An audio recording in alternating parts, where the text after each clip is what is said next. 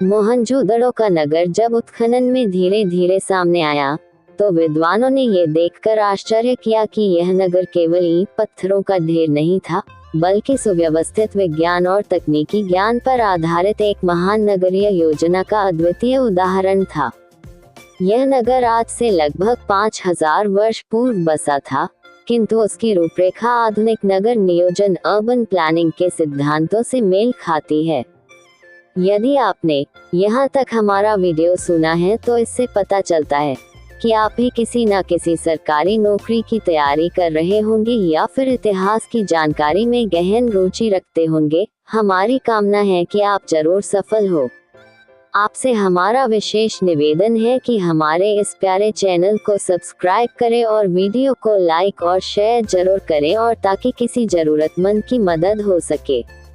आपके लक्ष्य की कामयाबी के लिए हमारा ये छोटा सा प्रयास आपको कैसा लगा, कमेंट में जरूर बताएं।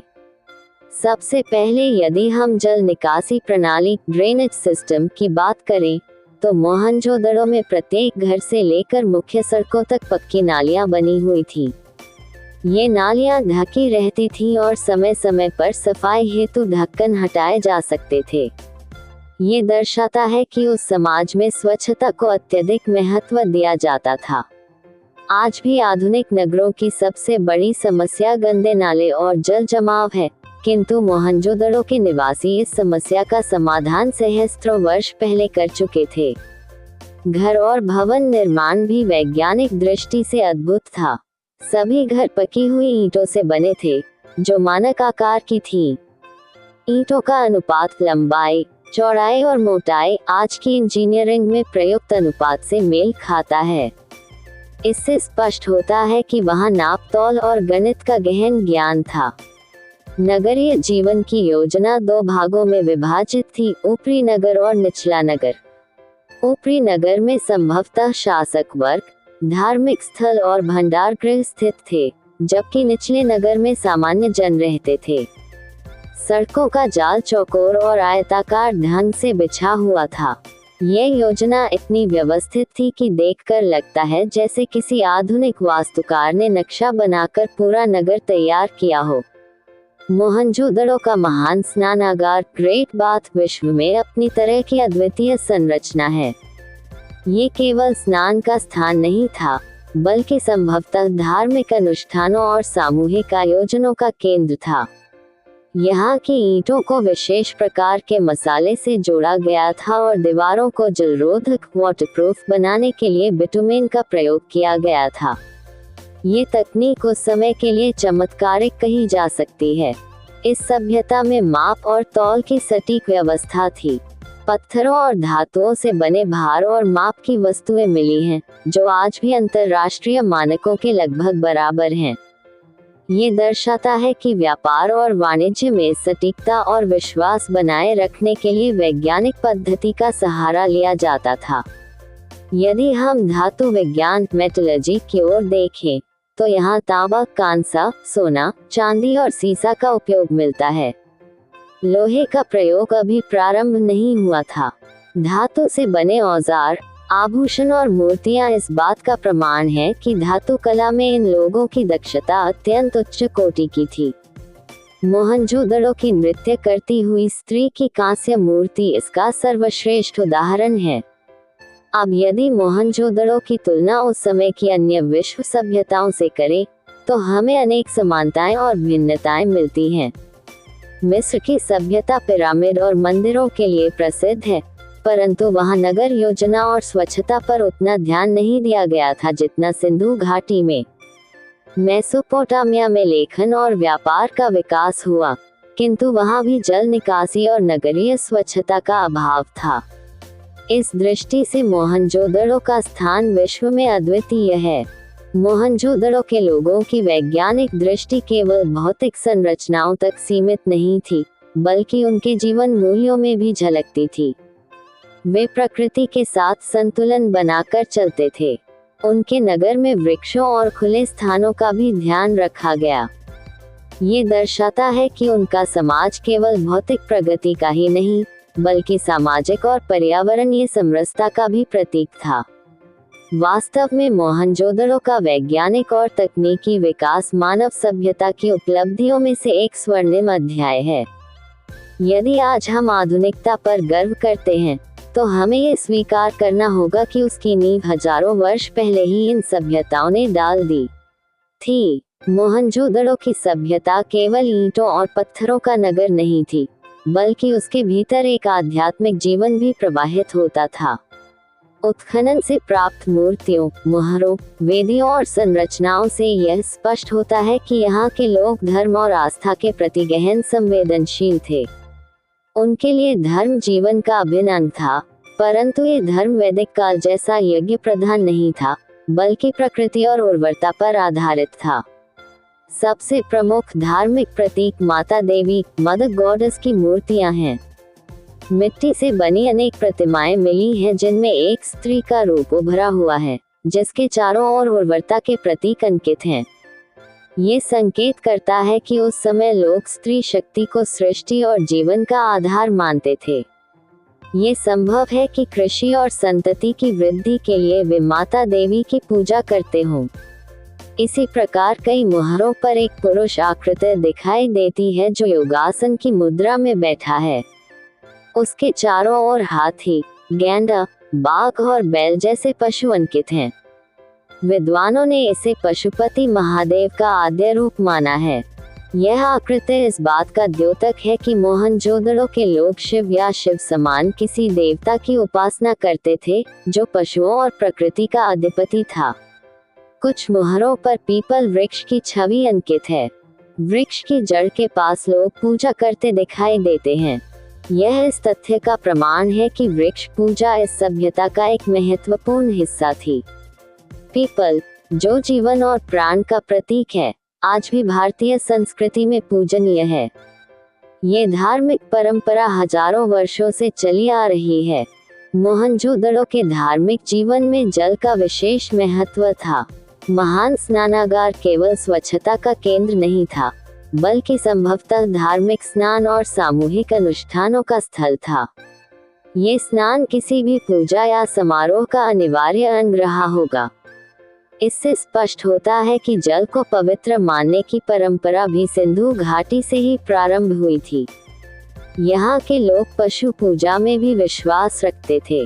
बैल, जिसे शक्ति और कृषि का आधार माना जाता है, सबसे अधिक अंकित किया गया है। कुछ विद्वानों का मानना है कि वे लोग किसी प्रकार का नंदी पूजन करते होंगे। इसी प्रकार अजगर और नाग की आकृतियां भी मिली हैं, जो बाद में भारतीय नाग पूजा परंपरा का आधार बनी। धार्मिक अनुष्ठानों में वे संभवतः दीप, धूप और अग्नि का प्रयोग करते थे। कुछ अग्निकुंड जैसे अवशेष उत्खनन में मिले हैं। इससे ये संभावना व्यक्त होती है कि प्रारंभिक अग्नि पूजा की परंपरा यहाँ से ही विकसित हुई। मोहनजोदड़ो का जीवन दर्शन भव्य मंदिरों या विराट देवालयों पर आधारित नहीं था। यहाँ के लोग प्रकृति, जनजीवन और सामूहिकता को ही ईश्वर का रूप मानते थे। उनका धर्म किसी एक ईश्वर पर केंद्रित न होकर बहुदेववादी और प्रकृति आधारित था। इसमें माता देवी उर्वरता का, पशुपति देव शक्ति का और वृक्ष पूजा जीवन ऊर्जा का प्रतीक थी। ये धार्मिक दर्शन हमें ये भी सिखाता है कि मोहनजोदड़ो के लोग प्रकृति के साथ गहरे जुड़कर रहते थे। उनके देवता आकाश या कल्पना में नहीं, बल्कि उनके चारों ओर की धरती, जल, वृक्ष और पशुओं में बसे हुए थे। यही भारतीय संस्कृति का मूल है, जो आज भी जीवित है। उनकी पूजा पद्धति भले ही रहस्यमय लगे, किंतु उससे ये स्पष्ट होता है कि वे जीवन को केवल भौतिक दृष्टि से नहीं, बल्कि आध्यात्मिक और सामूहिक दृष्टि से भी देखते थे। धर्म उनके लिए भय का नहीं, बल्कि सामूहिक कल्याण और प्रकृति के प्रति कृतज्ञता का माध्यम था। यदि आपने यहाँ तक हमारा वीडियो सुना है, तो इससे पता चलता है कि आप भी किसी न किसी सरकारी नौकरी की तैयारी कर रहे होंगे या फिर इतिहास की जानकारी में गहन रुचि रखते होंगे। हमारी कामना है कि आप जरूर सफल हो। आपसे हमारा विशेष निवेदन है कि हमारे इस प्यारे चैनल को सब्सक्राइब करें और वीडियो को लाइक और शेयर जरूर करें, और ताकि किसी जरूरतमंद की मदद हो सके।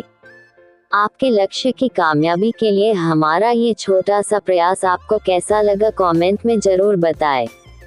मोहनजोदड़ो के उत्खनन में जो वस्तुएं सामने आईं, उनमें सबसे अधिक मन को आकर्षित करने वाली उनकी कला और शिल्पकला है। ये कला न केवल सौंदर्य का प्रतीक थी, बल्कि उस समाज की भावनाओं, विश्वासों और जीवन दृष्टि की सजीव झलक भी प्रस्तुत करती है। सबसे प्रसिद्ध कलाकृति है नृत्य करती हुई स्त्री डांसिंग गर्ल। ये लगभग 4000 वर्ष पुरानी कांस्य मूर्ति है, जिसकी ऊंचाई मात्र 4 इंच है, किंतु उसका आत्मविश्वास और जीवंतता आज भी विश्व कला जगत को चकित करती है। वह एक हाथ कमर पर रखे खड़ी है, दूसरे हाथ को नीचे की ओर झुकाए, और उसके चेहरे पर अदम्य आत्मबल झलकता है।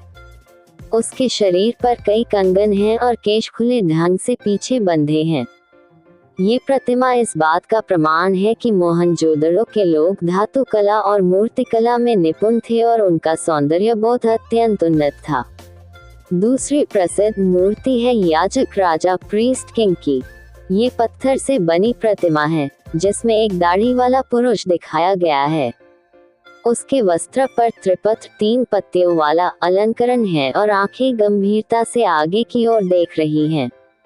यह मूर्ति संभवतः किसी धार्मिक या सामाजिक प्रमुख का प्रतीक है। इससे ये भी संकेत मिलता है कि उस समाज में कला का प्रयोग केवल सौंदर्य प्रदर्शन ही नहीं, बल्कि सत्ता और धर्म के प्रतीक के रूप में भी होता था।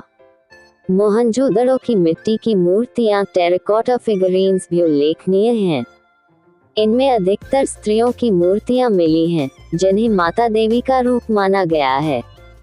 इनके अतिरिक्त पशुओं और खिलौनों की आकृतियां भी बनी हैं, जैसे बैल की गाड़ियां, चिड़ियों और बंदरों की आकृतियां। ये दर्शाता है कि कला केवल पूजा तक सीमित नहीं थी, बल्कि बच्चों के मनोरंजन और दैनिक जीवन का भी हिस्सा थी। आभूषण निर्माण मोहनजोदड़ो की कला का एक और महत्वपूर्ण आयाम था। यहाँ से सोने, चांदी, तांबे और अर्धमूल्यवान पत्थरों से बने हार, कंगन, झुमके और मनके प्राप्त हुए हैं।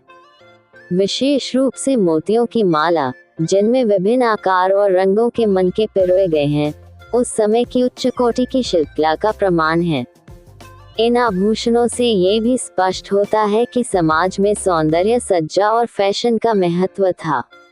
मोहनजोदड़ो की कला केवल मूर्तियों और आभूषणों तक सीमित नहीं थी।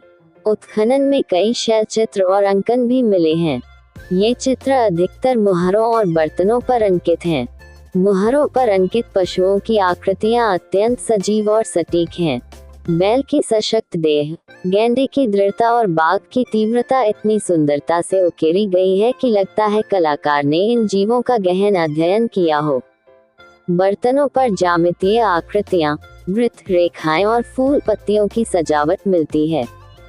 ये कला उनके सौंदर्य बोध और रचनात्मक प्रवृत्ति को दर्शाती है।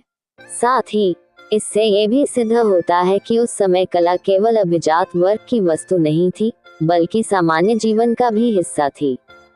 मोहनजोदड़ो की कला की सबसे बड़ी विशेषता यह है कि वह प्राकृतिक और यथार्थवादी थी। कलाकार ने जीवन और प्रकृति को वैसे ही प्रस्तुत किया जैसा वह देखता था। इसमें न तो अत्यधिक अलंकरण है और न ही अतिरंजना। यही कारण है कि इन कलाकृतियों को देखकर आज भी जीवंतता का अनुभव होता है।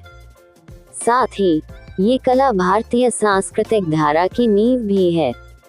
माता देवी की प्रतिमाएं बाद की शक्ति पूजा परंपरा का आधार बनी, पशुपति आकृति शिव रूप में विकसित हुई और वृक्ष पूजा भारतीय संस्कृति का स्थायी अंग बन गई। इस दृष्टि से मोहनजोदड़ो की कला केवल उस समय की अभिव्यक्ति नहीं थी, बल्कि आने वाले युगों की दिशा भी तय कर रही थी।